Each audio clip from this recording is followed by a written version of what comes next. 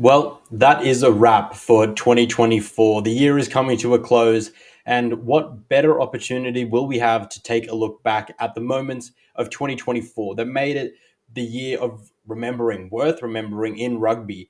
There have been some major upset wins, there have been some big storylines, there have been great triumphs, and there've been a few more stutters and falls along the way. But without further ado, let's just get into it. But then I also want to hear what you think about these questions. They're going to be a couple of questions that I'm going to answer, go through it, have a listen, and then tell me what you think about each one in the comments below. And let's get a discussion going because famously, in just a couple of days, it's going to be a new year. We hit the restart button, and then all of a sudden, it's back to square one almost.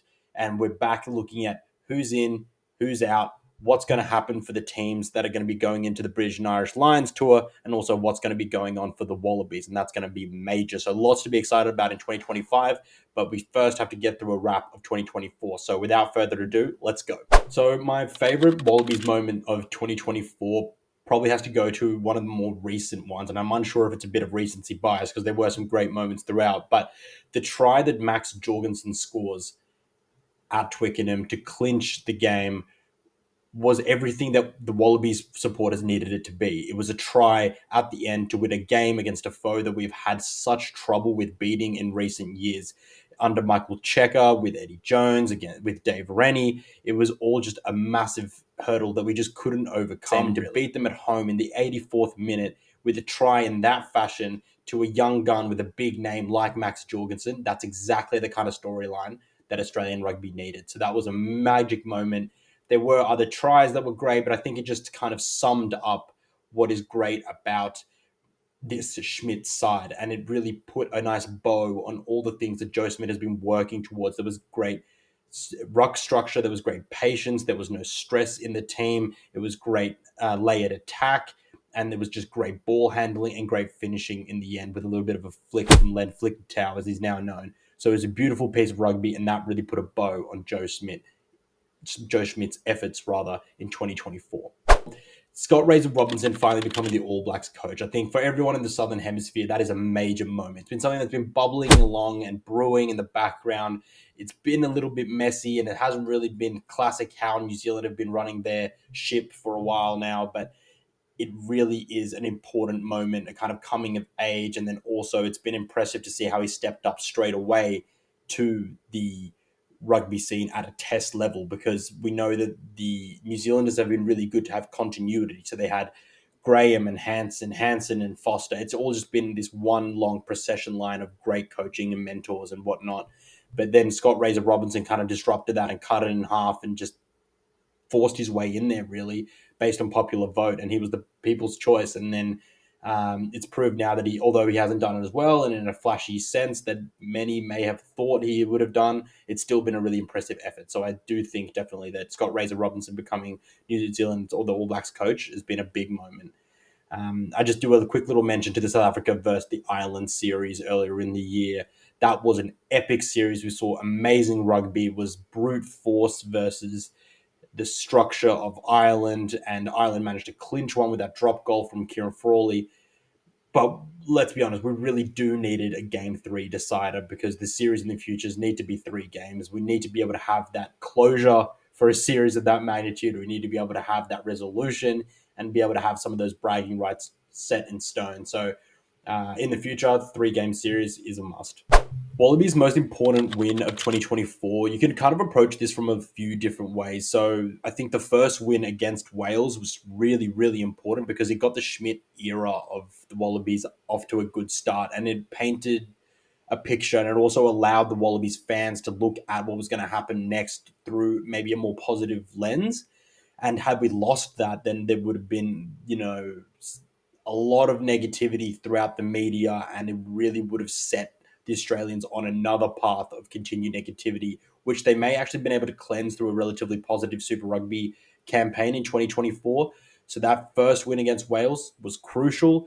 Then the win against Argentina in Argentina, allowing us to get the only win in the Rugby Championship. That was also really important. It was also important in how the fashion that the Wallabies did it, and how in the wet it wasn't the best conditions, but they proved they were patient.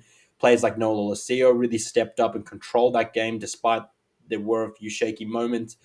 There was continual improvement throughout the entire side, and I think that performance really showed it. And then obviously there was an anomaly in the second Argentinian game. That was an anomaly. They hadn't shipped 67 points against anyone. That didn't even come close. They shipped less than half against the All Blacks and the Springboks on either side of that tour. So an anomaly, but I think that win was really important.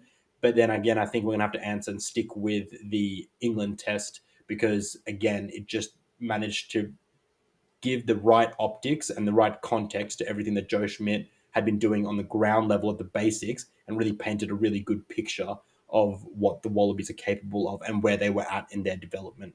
Favorite Super Rugby Pacific try. So there were a lot of good tries, but I think the emergence of the cult figure known as Tim, the Junkyard Dog Ryan, was the best of the best. I think it was so important at such a young age to have such a vibrant and somewhat unassuming, or maybe people didn't think that he would be such a superstar. Or I definitely didn't think that he'd be able to shred at Super Rugby level at this extent. But when he came on, he was confident, he was quick, he had that junkyard dog toughness about him, even though he was slight as a beanstalk, and he just kept on getting better week on week. And I think that the Super Rugby Pacific try that I'm going to pick for him is that moment when he came off the scrum, they went blind, he jumped over the covering defender and then cut out and stepped again and gassed Mark Talia, who has been a staple winger for the All Blacks and has been an awesome winger for them for a couple of years now. And he just skinned him straight on the outside. So that sort of announcing yourself on the stage at only 19 years of age, that was awesome. It was the try of the year, and it was just an awesome moment. But hey, if you have another one, if you have another opinion, put it in the comments down below, and I'd love to hear from you.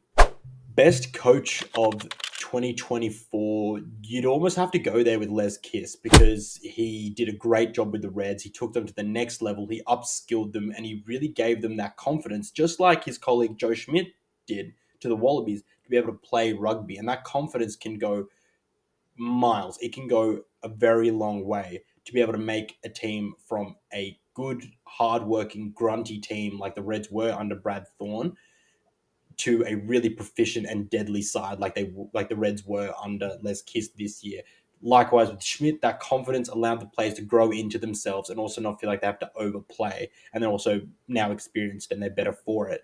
But I think that the Coach of the Year award has to go to Rassie Erasmus because he has been able to carry on what the Springbok did in the last World Cup cycle, taking over from Jacques Nienaber, or sort of, if you know what I mean, and then being able to carry on that success this year whilst also blooding a bunch of young new players. It's been awesome to watch, and he is really the mastermind and the best coach of our time at the moment. There are others that have crossed over with him that are brilliant coaches that probably pip him there based on results, based on history, but he is the best coach on the planet right now. The way he thinks about the game, the way he explores the game, the way that he thinks about how players and how patterns in the game evolve and trends, he is top of the line, the best coach. And so I reckon that he is the best coach of 2024.